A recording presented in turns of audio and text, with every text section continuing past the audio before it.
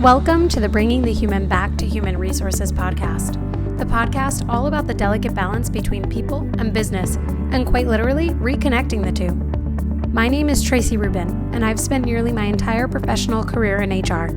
Join me as I share stories, opinions, and words of advice with you each week. Welcome back to the Bringing the Human Back to Human Resources podcast. Thank you so much for choosing to be here for another week. Last week was a holiday week for me, so I was pretty unplugged. So thanks for, giving me that opportunity to get off of social media for a little bit and enjoy time with family. I hope that all of you who potentially celebrate holidays that have come and gone at this point have enjoyed those days with hopefully your loved ones, friends, family, chosen family, everything in between. Just remember that this podcast would not be anything without you. So if you could rate, review, subscribe, share this episode, share the show in general, it would go so far, and I just would appreciate it so much. This week is another solo episode, me and you chit-chatting for another week. Next week, I'm going to be back with a guest episode that I think you're really going to enjoy. I'm telling you, these future episodes with guests are amazing. And actually, as I continue to edit them, it just reminds me how exciting it is to have a podcast where I can speak to people who are like-minded, not like-minded, thought leaders, entrepreneurs, HR people, everything in between. It's a really cool opportunity, honestly, and it does not get old. I've been doing this now for almost 2 years, which honestly sounds insane. Because let me think about that. I started my first episode was November 2020. Yeah, and November 2021 passed. Oh my gosh, that's crazy. So yeah, almost 2 years, and it just doesn't get old. And sometimes I think to myself, will I be podcasting when I'm 65 years old? And I could see how that's totally a possibility because it's really fun and I get to meet really amazing people. And who knows where I'll be in 35 years with this podcast. Maybe it'll be a daytime talk show.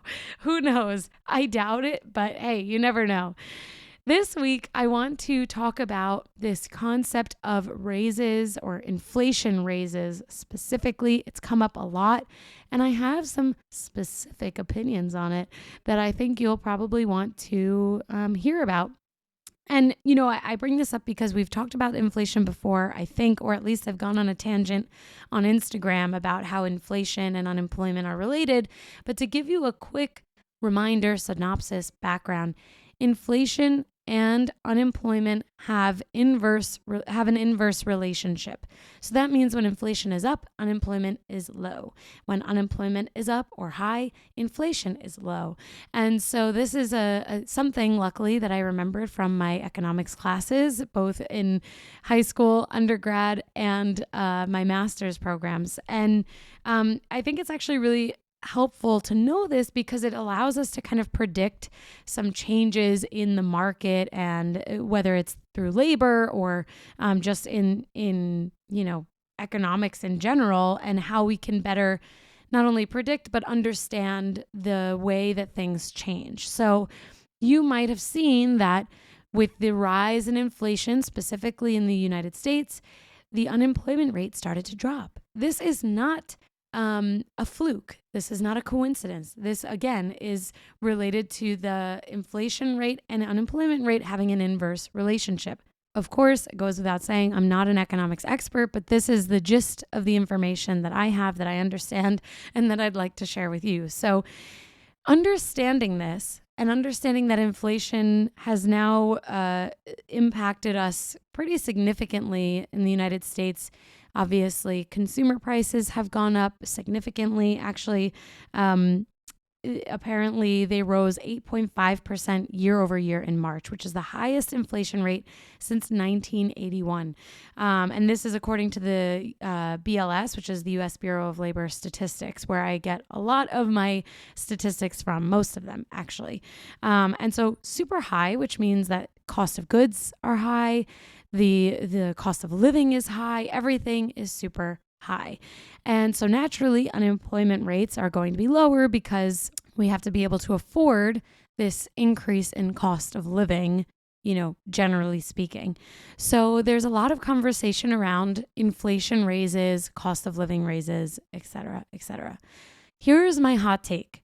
Cost of living increases have always existed and they make sense. Inflation raises don't make sense. And some of you might say, well, aren't they the same thing? To me, they're not the same thing. Cost of living increases can be reflective of inflation for sure, but also they are reflective of where you live. So inflation will have a more significant impact on people living in more expensive areas like New York, New Jersey, California. But less of an impact on lower cost of living in places, right? So whether there's high inflation or not, cost of living increases need to consistently be a consideration for compensation evaluations, because regardless of whether there's inflation or not, because there isn't always high inflation, if someone is living in a high cost of living area, that cost of living could actually just naturally go up. Like in New York and New Jersey, for example, California as well, the tax rates, sales tax rates, income tax rates, those things can go up whether or not there's inflation, and that increases the cost of living. And that, again, might not have anything to do with the cost of goods or inflation, so to speak. So cost of living increases to me make sense if you are a profitable public or private business that can reasonably afford to increase the amount that your employees are earning year after year based on, different survey data and other data that's out there as far as cost of living goes. The reason why I'm not totally in favor of inflation raises is because inflation can last a long time. It can last a short time. It can, it's pretty, it can be predicted, but it's in my understanding tells me that it can be a little bit less clear how long something can last from an inflation perspective. So to give an increase based on something that's a bit less clear and set in stone is not a good business decision. Where I think it differs with cost of living is that when taxes go up, they are not going back down. So at least I've never seen them go back down. And so that is a permanent mark of the cost of living being increased. And although, you see there are certain areas now around the country, especially that were at one point, considered low cost of living that are no longer that way. So businesses have to adapt their cost of living metrics and analyses to incorporate and really accommodate these changes. But cost of living is much more permanent versus inflation. Inflation is not permanent. It can be low and it can be high. When we think about in 2020, for example, where inflation was not high, things were pretty inexpensive. People were, in terms of demand, the demand was higher, cost of goods were potentially a little bit lower until manufacturers weren't able to keep up and actually supply the demand. And so obviously this is all related. Again, I'm not an expert, but my understanding is that, the price of goods is elastic. So where we have higher inflation, we're going to make decisions on what we spend and where we spend based on the elasticity of the goods. I'm not going to go into a whole economics lecture because, again, not an expert here, but I know that, for example, consumer goods like clothing are a bit more elastic because you might choose that the cost is too high and maybe you don't need it, and so you save your money. Whereas when inflation is lower and the cost of goods is a little bit lower, maybe your money is going a bit further, you're going to spend on those items. It's interesting, like having worked in retail my entire life, but especially through COVID, the price of goods was definitely lower from what I saw. And on top of that, people were making money in different ways, whether they were receiving unemployment checks or stimulus checks, things like that. They were able to put that money into things that before they might not have put money into. And so like luxury goods, for example, were still something that people consumed. Actually, they probably consumed it more.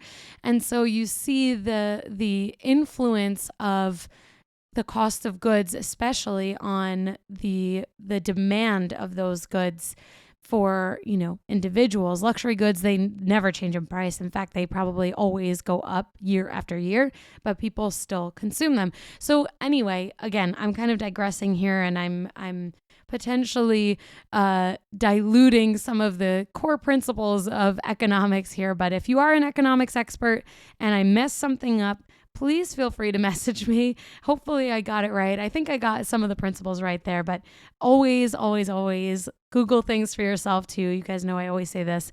I have my own opinions, my own thoughts, my own experiences and learnings, but you should also find things out for yourself and take what I say with a grain of salt, especially if I'm sharing my opinions. So anyway, coming back to this cost of living versus inflation raise, I think inflation raises could be a great way to retain people short term. But the reality is that if you are providing an inflation increase and the cost of living goes down, then now your business is putting out even more money than what was previously anticipated in the budgeting process, and it might not be the best business decision. Whereas cost of living increases are typically built into the budgets of profitable businesses. And when I say profitable, I mean businesses that are not like startups or seeking funding from investors, because that's obviously a little bit different. Your money is tied to the people who are giving you the money. So I kind of feel like this is a hot take, because I do think there are a lot of articles out there right now where people are really saying that they expect or want inflation raises. And there are also articles out there that are saying that employers are really giving a lot of money out for inflation. But again, I mean, I don't know that it's a long-term solution. Money is not going to solve the problems that are tied to current attrition rates within organizations. So obviously, I'm kind of sharing this perspective as an HR business leader and sharing this to other HR business leaders. If you're an employee and thinking in the employee mindset, like even if I think as an employee, like, gosh, yeah, I'd love an inflation raise, but that's not me thinking with a leadership cap, right? So if I take off my leadership cap and I'm an employee, then I'm going to expect that my business increases my pay because it's expensive out here.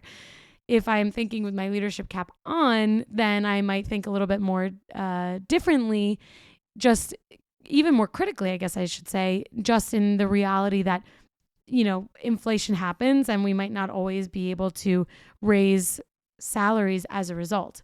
Also, keep in mind that we are in really toward the end of the typical annual review process for most organizations. And if I were a business leader executing the, merit increase process within my organization, I would say, hey, why don't we, take what we've budgeted and maybe increase it a little bit. Maybe it's by a certain percentage point or half a percentage point, so that inflation and cost of living and merit can all be tied together. I think it's a bit more stabilizing and from a business decision, from a business perspective, I should say. I think when you make a decision as a business that's based on one specific moment in time, like inflation being very high right now, I don't think that is a good way to make informed, equitable, and consistent decisions. Because then what would happen is, let's say next year inflation is lower, then people are going to say, okay, well, are they going to lower my pay? Like, it might feel too unstable. It might feel too reliant on current events. Again, whereas cost of living, that is like something that is typically taken into consideration with budgeting. And I would imagine that most employers set aside a pretty decent budget for increases.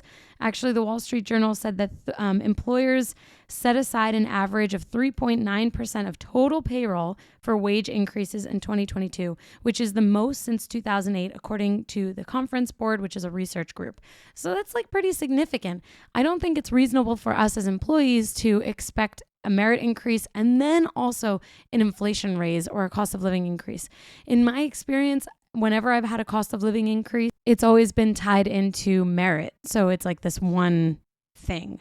And maybe that's right, maybe that's wrong. I think it just is. And anytime I've received any kind of increase in general, I've always been very grateful for it because money costs a lot, right? Like paying people more is a huge impact or has a huge impact on a business.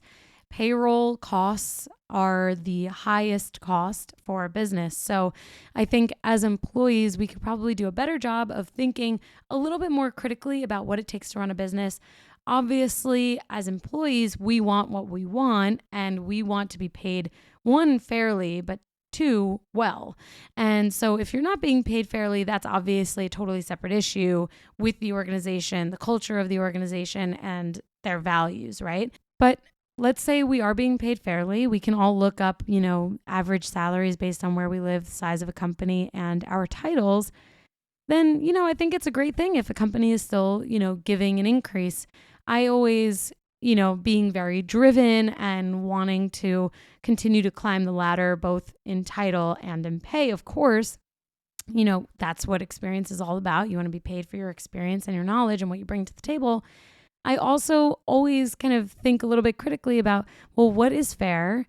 Am I expecting too much? Am I expecting too little? Because you can definitely expect too little.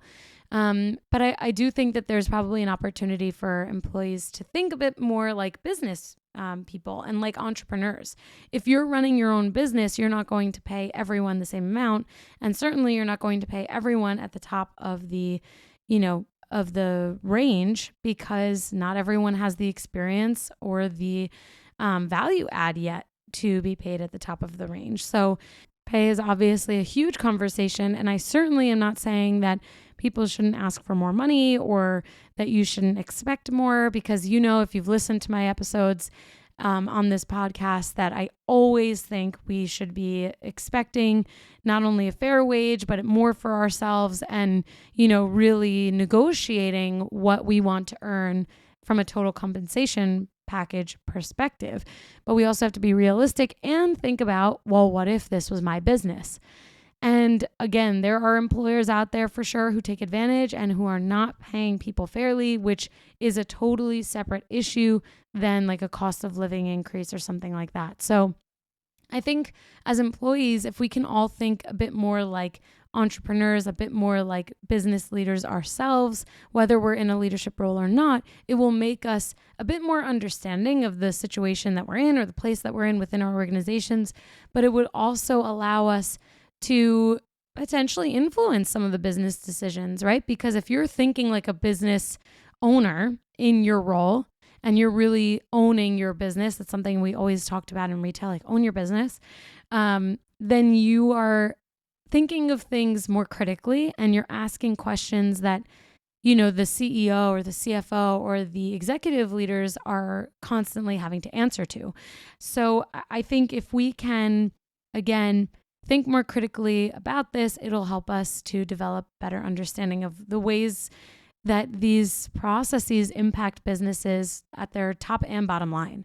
For people who are not being paid fairly, who are being paid far below where they should be paid, then the issue there is that the organization is not fairly evaluating, the value that they're adding to the organization, what a livable wage looks like, et cetera, et cetera. And so that person then who is potentially underpaid or being paid an unfair wage needs to ask for an increase, whether it's cost of living, merit, or just a fair increase to equalize them based on the market. So most decisions that businesses make to bring underpaid people up is in a cost of living increase, which I think is interesting because it's basically just a way that businesses phrase it. So it's not like, hey, we've been underpaying you this entire time, so we're going to give you a cost of living increase because it's our bad.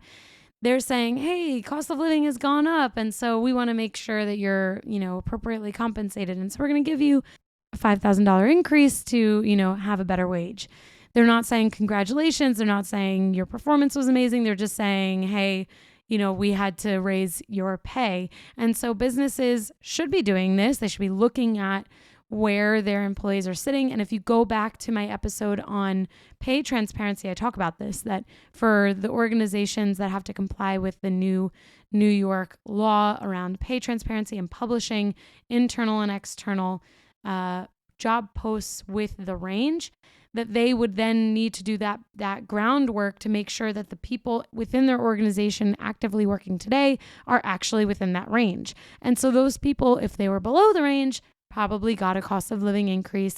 Maybe they also got a merit increase, or maybe it was all folded into one, which usually is the way that it goes. But that is another reason why I think cost of living increases are different than inflation raises. Because again, cost of living increases can be related to taxes and where you're actually living or where you've moved to, if you've moved for the organization, or it can be the company actually level setting your pay to be within the range that, they've now decided is the range for the role. And to me, again, this is a much better business decision. So if you are in a leadership role, I encourage you to think more broadly about the way in which pay is structured within an organization. Again, keeping in mind that payroll costs are the most expensive part of a business. And oftentimes we see this push and pull between leaders and employees. Employees want to earn more. Leaders need to optimize their payroll. And how do you do it all at once? And there's definitely a way to do it. You can make employees happy while also optimizing. A lot of that comes down to like who you're paying to do what kind of roles you're opening, why people are leaving, making sure you're improving attrition and things like that, or improving retention, I should say. And all of that allows us to better understand the market and where we sit today. Now, I would imagine if inflation starts to go down, that the unemployment rate might, go up a little bit, but because people are still now, entering the workforce again, and the unemployment rate is going down because of inflation going up, that hopefully unemployment will be a little bit more stable and hopefully at a lower rate compared to where we were last year and in 2020, which obviously led to or contributed to the labor shortage that we've been working through. But now employers are confronted with more people coming back into the workplace, again, because inflation is high, unemployment is low. So we have people coming back into the workplace, and yet we need to pay them appropriately. We need to offer them good benefits, and we need to make sure that we're actually solving for the challenges that have led to the attrition that businesses have had over the last almost 2 years. And unless businesses fix that and solution those challenges, they're going to be back at the labor shortage dilemma that they've had since 2020. So we'll see how all of this plays out. Those are my hot takes. I hope it wasn't too confusing. For anyone who is an expert in economics, I hope I got it right. I think I did. I think I got the gist of it. But thank you again for being here for another week. Next week, I have a very exciting guest discussion for you, which will be on video, so stay tuned. Don't forget to rate, review, and subscribe. Connect with me on Instagram and email me, chat me, whatever, however you want to reach out. I am here. I'd love to answer any questions you have.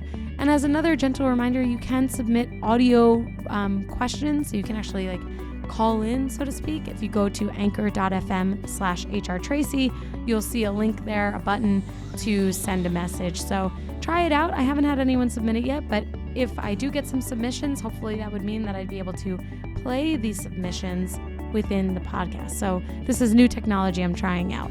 Anyway, thank you again for being here. I will see you next week.